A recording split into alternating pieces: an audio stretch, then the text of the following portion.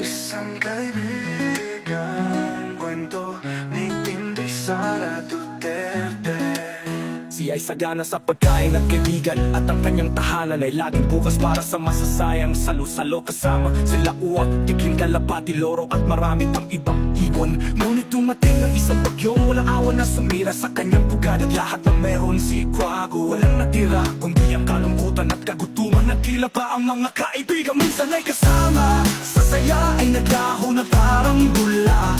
Sa kanyang pag-iisa nagpapag ang kanyang damdamin sa kanyang sinabi. Isang araw, habang siya'y nagmumukmok sa ilalim ng kalbong puno, isang pamilyar na anino ang lumapit. Si Loro na may mga papak na kumikinang sa patak na ulan ay dumapo sa tabi ni Quago. Wago, kaibigan, malumanay na sabi ni Loro, ang bagyo ay panandalian lamang. Nandito ako upang tumulong na muling itayo ang iyong pugad habang inaayos natin ang iyong pahanan.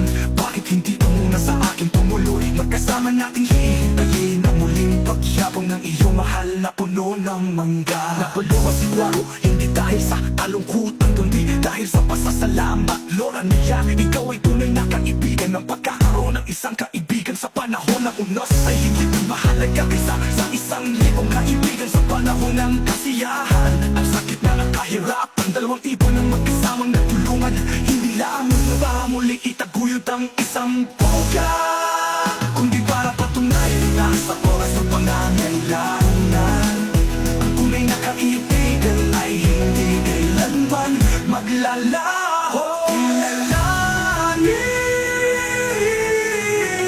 Si Inday Sara Duterte, si Inday Sara ang ika-15 pangalawang Pangulo ng Pilipinas. Siya rin ay naging alkalde ng lungsod ng Davao at kalihim na kagawaran ng edukasyon. Siya ay isang tunay na kaibigan, si Inday Sara Duterte. Si Inday Sara ang ika-15 pangalawang Pangulo ng Pilipinas. Siya rin ay naging alkalde ng lungsod ng Davao